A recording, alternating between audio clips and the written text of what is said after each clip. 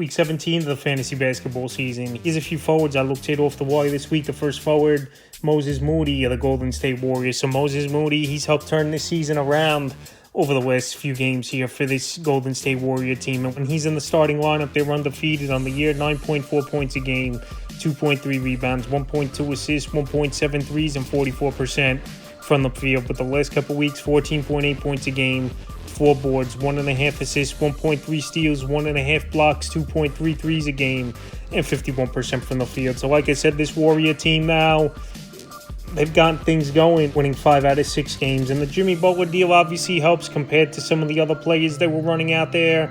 But Moses Moody, like I said, he's playing great basketball, and he's been a big catalyst of late for this Warrior team. February 13th at Houston, 10 points, 6 boards, an assist, 2 steals, 2 block, a 3, 44% from the field. February 21st at the Kings, 22 points, 2 boards, 4 assists, a block, 5 threes, 72% from the field. And February 23rd versus the Mavs in a blowout victory, 14 points, 4 boards, an assist, a steal, a block, a 3, 50% from the field. So Moody there, he's a player they're high on.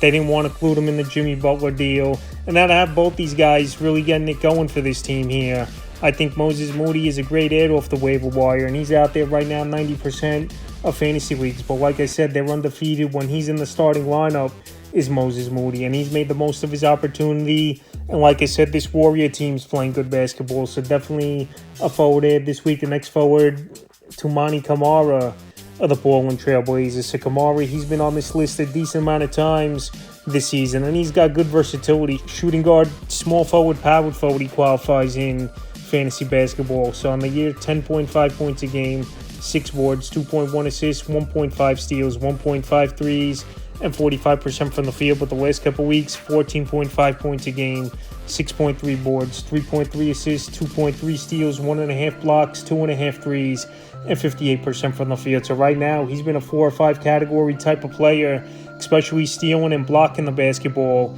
Kamara's been good for. February 12th at Denver, 13 points, 2 boards, 2 assists, a steal, 3 blocks, a 3, 40% from the field. February 20th versus the Lakers, 19 points, 7 boards, 3 assists, 5 steals, 3 threes, 87% from the field. And then February 22nd versus the Hornets, 20 points, 10 boards, 6 assists, a steal, 2 blocks, 4 threes, 77% from the field. So what a blowout victory that was. 53-point victory it was for this Portland Trailblazer team. So this Trailblazer team, they won a tear. Then they lost 4 in a row, and then had the 53-point victory the other night versus the Charlotte Hornets. But Camara, like I said, all season long, he's been put up numbers. He's been playing well for this Portland Trailblazer team. And now with this Trailblazer team falling off a little bit of late here, especially since DeAndre Ayton went down, and I don't know if they're even going to make it to the play-in. These younger players are going to get more opportunities, and Camara, his minutes have been great as well, anywhere from that 30 to 40-minute range of late. So right now, well, he's doing a little bit of everything. He's a 4 or 5 category player right now over the last couple weeks. He's definitely a good add, available in 60% of fantasy leagues. Next forward, Keldon Johnson of the San Antonio Spurs. So now with the injury, obviously, to Wembanyama out for the season, there's going to be a few players, I think, collectively that have to step up and put points on the scoreboard for this Spurs team to compete. But obviously, this team, I think they're going to fall off now, not even make it to the play-in with obviously their best player out for the season, one of the best players in the NBA out. So Keldon Johnson available right now in 75% of fantasy leagues, and on the year, 11.9 points a game, 4.5 boards, 1.5 assists, 1.1 threes, and 46% from the field. But the last couple weeks, his numbers have gone up a bit, 13 a game, 3.3 boards, 2.8 assists, a 3, and 60% from the field. To Johnson, he has good versatility as well. Shooting guard, small forward, power forward, he qualifies at.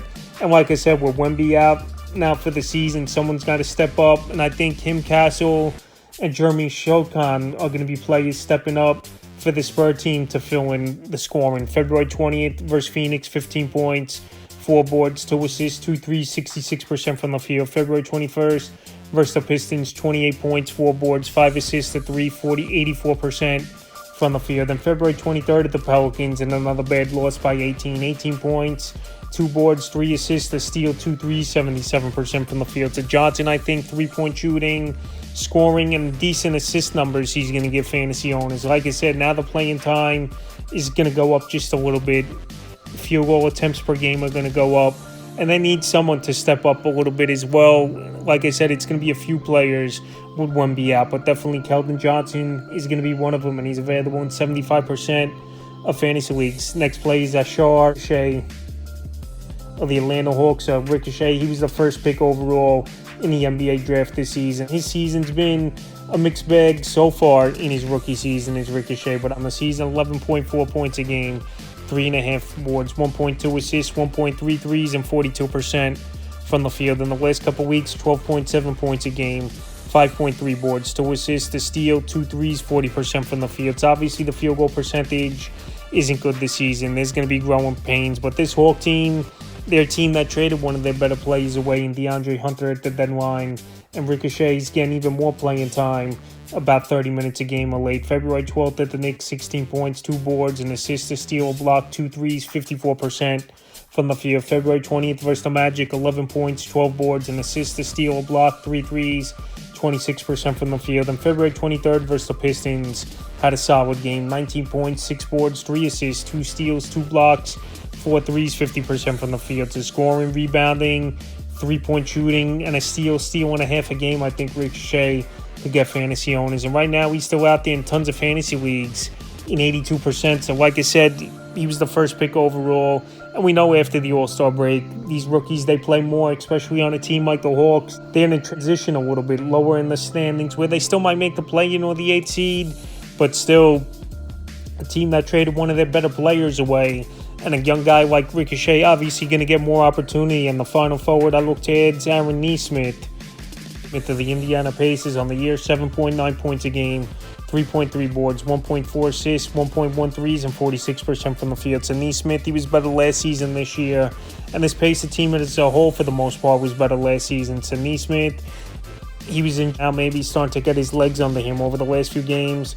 February 12th at Washington, 8 points, a rebound, an assist, a steal, a block, 2 threes, 50% from the field. February 20th versus the Grizzlies, 13 points, 7 boards, an assist, a block, 3 threes, 50% from the field. And February 23rd versus the Clippers, a nice game, 19 points, 6 boards, an assist, 2 threes, 63% from the field. So this Pacer team, they're playing better basketball, 3 games in a row, getting it going, and they're trying to make a little push for that 3rd seed, possibly behind the New York Knicks in the standings in the Eastern Conference. And Nesmith, definitely better last season, especially in the playoffs. He was an elite defender, and he helped lead this Pacer team, obviously, to the Eastern Conference Final. He was injured for the majority of the season, all the way to January 16th he returns. So he's starting to get his legs under him back a month now is Nesmith. Definitely the All-Star break helped him as well. And now the minutes have gone up of late as well, where he was in that 15-20 minute range. Now he's about 25 minutes a game, where those numbers can get a little bit better. So right now, while he's out there in 91% of fantasy leagues, he's definitely an add this week. So that's a few forwards